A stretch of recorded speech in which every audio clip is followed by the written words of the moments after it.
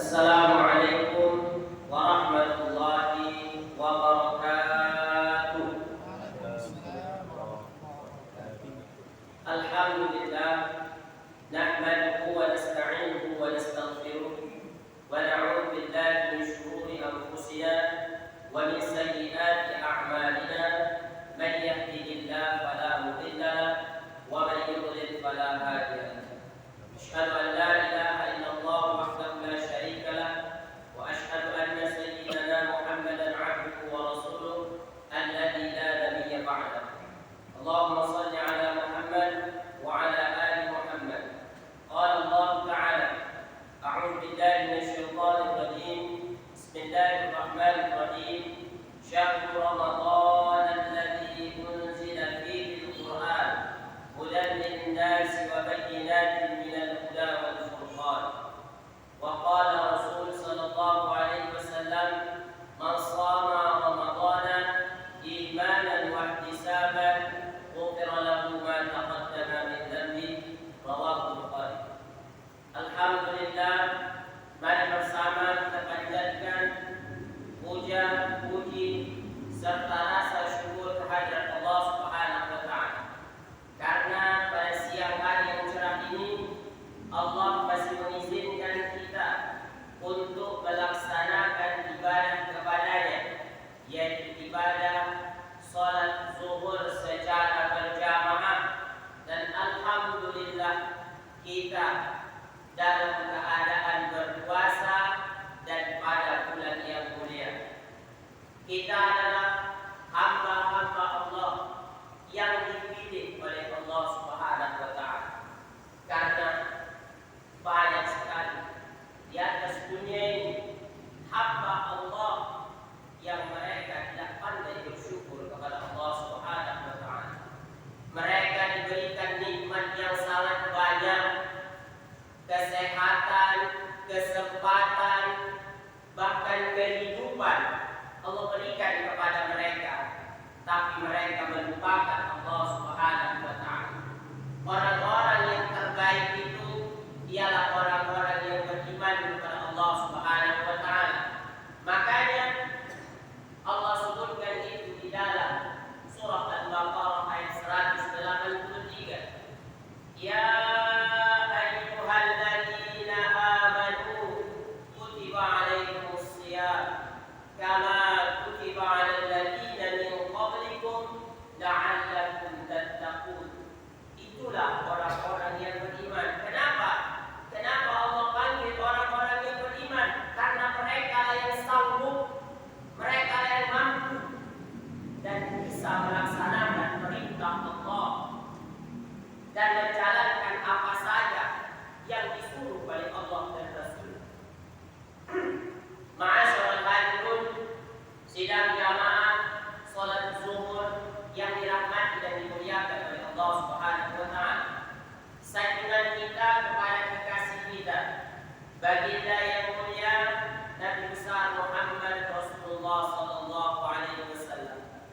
Beliau merupakan tauladan kita, uswah kita, yang menjadi contoh terbaik kita agar kita bisa meraih kesuksesan bukan hanya di dunia tapi lebih lagi nanti di akhirat. Semoga kita yang hadir di masjid yang mulia ini termasuk umat Nabi yang mendapatkan syafaat Nabi. Amin ya rabbal alamin. Orang-orang yang mengaku cinta kepada Nabi, lisannya digunakan bukan untuk melakukan, menceritakan hal-hal yang mubazir, ghibah, maupun fitnah, wal'iyadzubillah. Tapi lisannya senantiasa berzikir, senantiasa bersolawat kepada Nabi. Allahumma salli ala sayyidina Muhammadin al-Fatih lima ughliq wal khatim lima sabaq wal nasir al-haq bil haq wal hadi ila siratikal mustaqim wa ala alihi haqqa qadri wa miqdarihil azim. Jamaah salat zuhur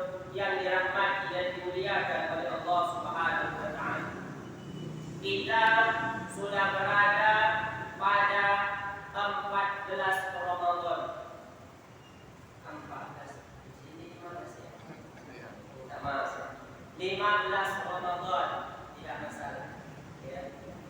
Allah sudah berikan kita nikmat. Nikmat apa? Bisa berada pada bulan Ramadan, melaksanakan ibadah di dalamnya. Harus kita ketahui bahwa orang-orang yang melaksanakan puasa Ramadan dan mereka melakukan perbuatan-perbuatan yang disuruh oleh Nabi, yang dicontohkan oleh Nabi, maka mereka termasuk orang-orang yang beruntung. Karena apa? Setiap perbuatan sunnah yang kita lakukan, Allah balas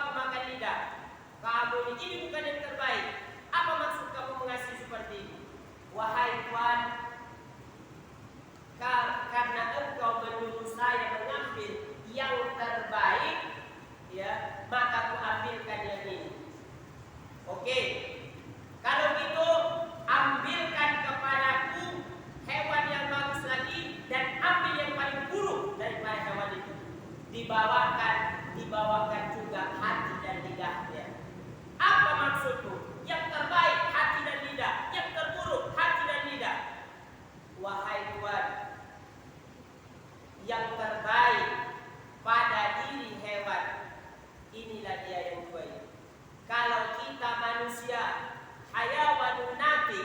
Kita ini termasuk hewan yang berpikir. Kalau pikiran kita bagus, kita akan menjadi hamba Allah yang mulia.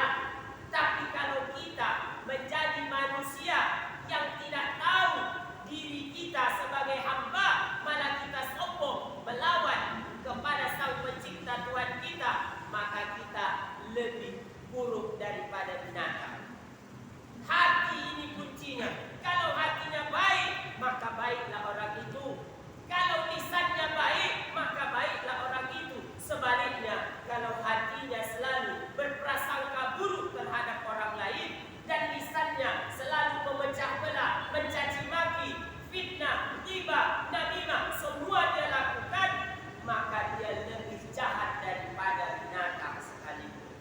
Ma'asyiral hadirin, sidang jamaah salat zuhur yang dirahmati dan dimuliakan oleh Allah Subhanahu wa taala. Begitu juga dengan panca indera yang lainnya. Makanya panca indera kita, mata, mulut, hidung, telinga, tangan, kaki, itu haruslah kita puasakan juga agar kita menjadi hamba Allah yang istimewa dalam ibadah puasa. Yang ketiga apa? Shaumul khususil khusus, puasa yang paling istimewa. Apa puasa yang paling istimewa? Dia bisa menjaga hati dan pikirannya. Hatinya betul-betul ikhlas. Karena ada satu kisah Imam Junaid al-Baghdadi. Beliau ketika berangkat pergi melaksanakan ibadah ke masjid, di pinggir jalan depan masjid nampak dia seorang pemuda yang sedang meminta sedekah. Terbesit dalam hatinya, harusnya pemuda ini bekerja bukan minta sedekah.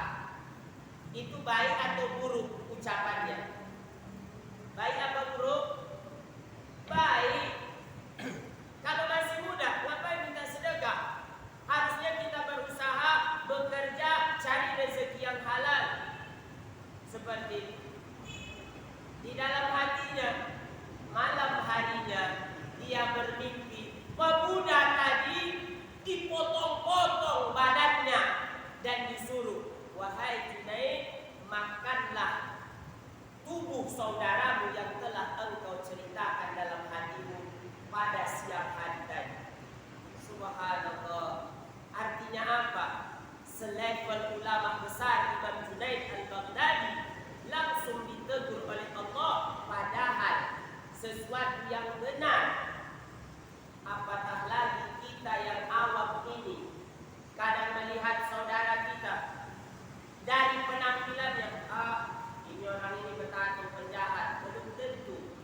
Entahnya dia yang sudah tobat.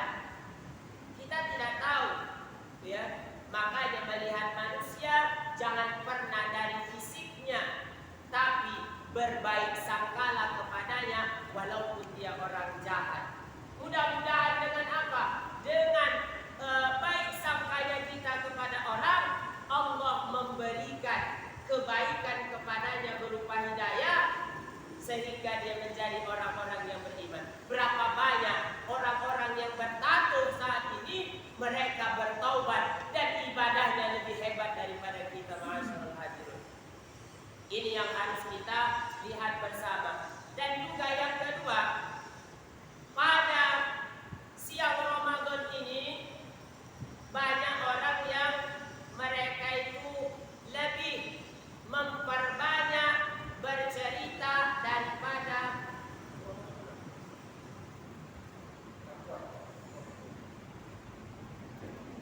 ada. Ayo, dia dekat sini ya. Dekatkan sedikit. Nanti takutnya kuping kita nggak tahan kan. Suara saya agak kuat sedikit. Nggak apa-apa ya.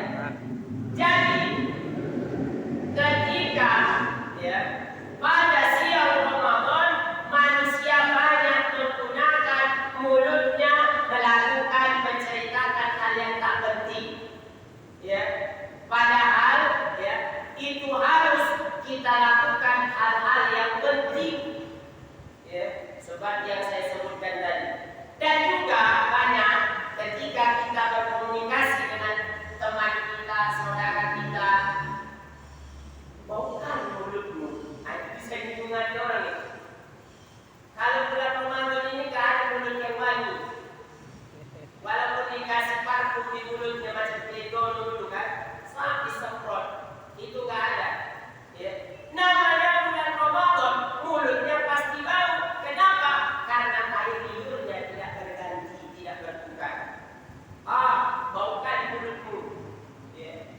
Jangan salah Bapak Ibu, jangan malu kalau kita dibilang mulut kita bau. Mulut orang yang berpuasa itu lebih harum dari kasturi. Siapa yang bilang? Nabi. Walladzi nafsi biyadihi la khuluqu fami shaimi atyabu 'inda Allah min rihil miski. Rawahu Bukhari wa Muslim. Atau muttafaqun alaih. Apa kata Nabi? Demi jiwaku yang berada di dalam kekuasaannya. Demi jiwaku yang berada di dalam kekuasaannya. Ya. Bau mulut orang yang berpuasa itu lebih harum daripada bau kasturi. Harus saya ingatkan, kasturi yang ada di dunia ini itu bukan yang disebutkan seperti itu. Kasturi yang berada di surga yang tidak pernah tercium oleh hidung manusia, itulah kasturi yang disebutkan sama Allah. Kalau kasturi yang di Medan ini paling 20.000 satu ya kan? Itu pun wanginya pasti lengketkan 5 menit hilangnya baunya kan? Tapi kalau kasturi yang disebutkan ini, itulah kasturi surga yang tidak pernah tercium oleh hidung kita. Lebih harum, kalau lebih harum berarti lebih wangi daripada kasturi. Jadi jangan malu kalau mulut kita bau. Yang kita bisa curiga kalau mulut kita itu tidak bau. Tapi janganlah pula ya kan? Karena kata Nabi, kalau mulut orang berpuasa itu bau, makin wangi. Buka puasa dia makan sambat pete. Jangan betul kan? Atau sahur makan semur jengkol. Bau bercakap sama nanti jamaah, apa kabar? Orang pun koyok jadinya kan? Jangan seperti itu. Artinya apa? Memang bau mulut itu harus di sisi Allah, tapi janganlah pula kita itu tak bagus ya. Ya, artinya apa? Di dalam bulan Ramadan kita lakukan hal yang sunnah, maka Allah berikan pahala yang wajib. Man shoma Ramadhana imanan wa ihtisaban ghufira lahu ma taqaddama min dhanbi. Rawahu Bukhari. Barang siapa yang melakukan puasa Ramadan karena iman dan karena mengharapkan Allah Subhanahu wa taala memberikan yang terbaik pada dirinya, Allah ampuni dosanya yang lalu. Itulah jamaah salat hadirun, sidang jamaah salat zuhur yang dirahmati dan dimuliakan oleh Allah Subhanahu wa taala. Jadi artinya apa? Jadi kita sebagai umat Islam jaga persatuan umat kita. Sebagai umat Islam gunakan ibadah yang terbaik. Karena apa? Kalau orang beriman, mereka beribadah itu inilah ibadah terakhir.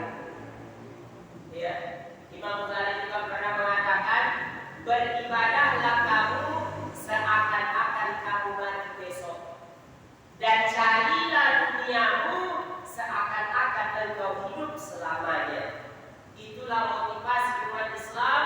Umat Islam harus kuat bukan hanya dalam segi ibadah, tapi dari segi ekonomi, supaya mereka tidak ditindas oleh orang-orang yang di luar Islam.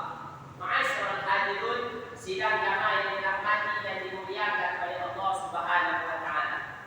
Ini yang harus kita ingat bersama. Karena apa? Karena Ramadan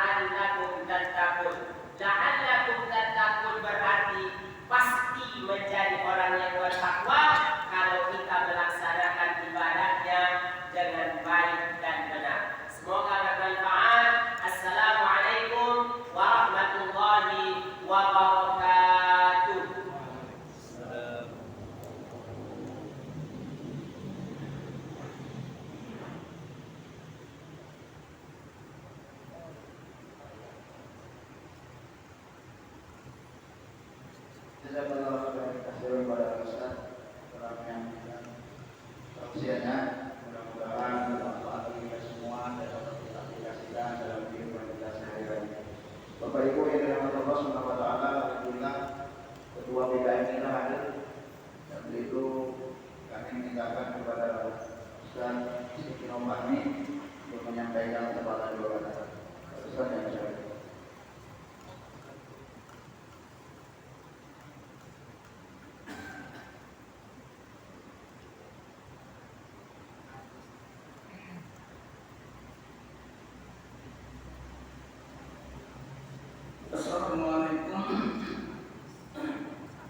Assalamualaikum warahmatullahi wabarakatuh. Waalaikumsalam warahmatullahi wabarakatuh.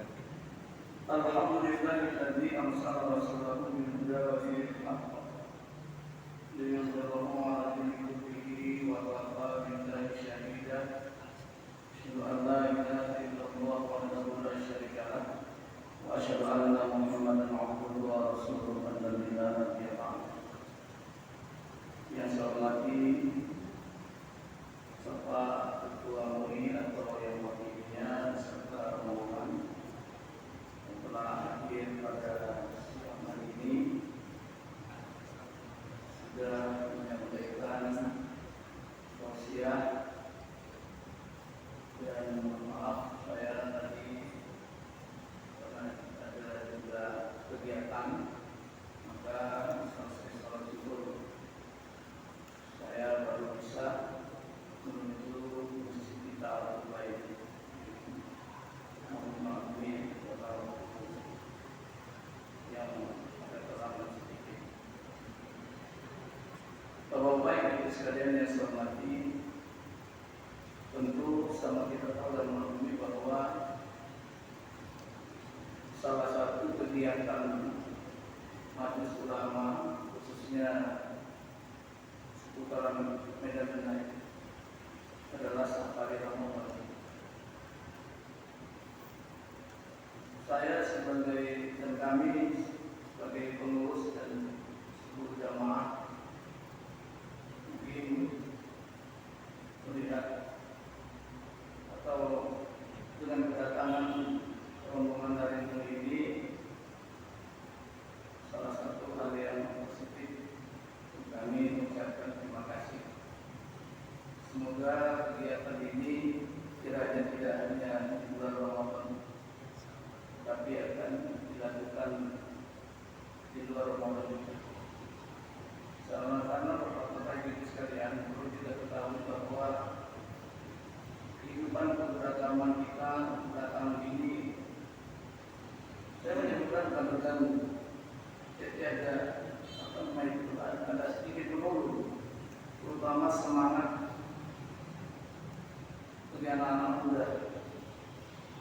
Saya teringat dulu ketika tahun 80-an, mungkin Ustaz baru lahir atau mulai, waktu itu saya sudah SD, sudah tamat kira-kira tahun 8 SMA. Ketika subuh, antusias anak-anak muda luar biasa untuk mengikuti ibadah di masjid. Itu saya perhatikan bukan hanya di desa-desa, tapi sampai merambah ke kota-kota. Karena memang di masa anak-anak saya itu taman SD tahun 86, taman SD tahun berapa itu, pokoknya tahun 80-an itu saya sudah merantau banyak.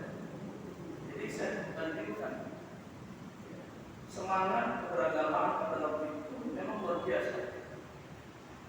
Sehingga saya melihat jalan-jalan itu terlepas itu kan ya, kadang kita juga nggak boleh berurusan. Sehingga waktu itu dilari dengan asrama subuh.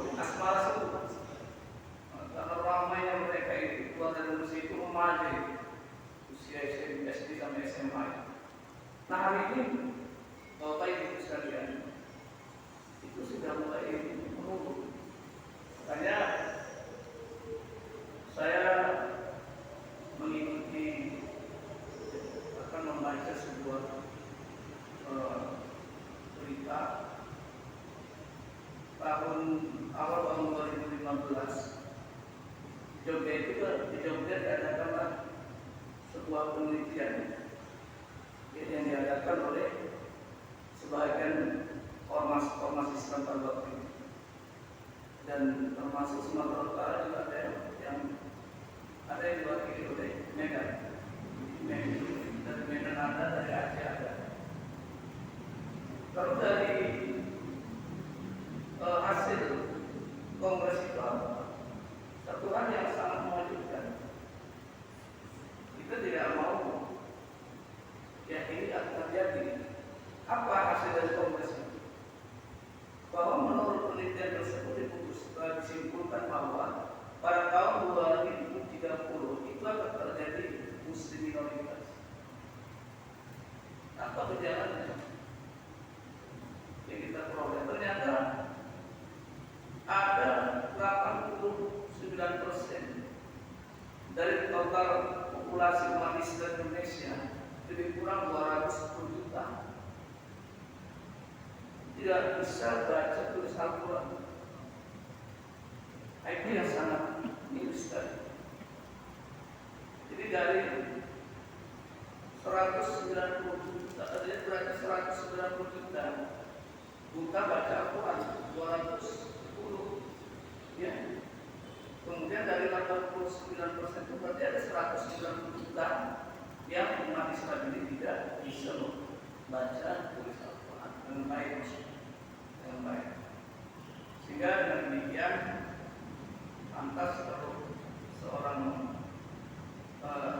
pakar Sunnis dunia, ini adalah mantan Perdana Menteri Inggris, pernah bilang, kalau nggak salah nama Inggris itu, dia pernah bilang gini, ya, sebesar apapun dana yang kalian miliki untuk menghancurkan umat Islam itu tidak akan bisa. Sebab itu tidak satu hal yang ampuh untuk menghancurkan Islam. Satu hal yang penting kata-kata Kristus, cara untuk menghancurkan Islam itu adalah jauhkan anak-anak muda itu dari Al-Quran, sehingga mereka tidak lagi mencintai Islam itu yang sukses itu. Jauhkan mereka dari Islam. Nah, ini kita tidak, anak-anak muda kita lebih banyak jauh.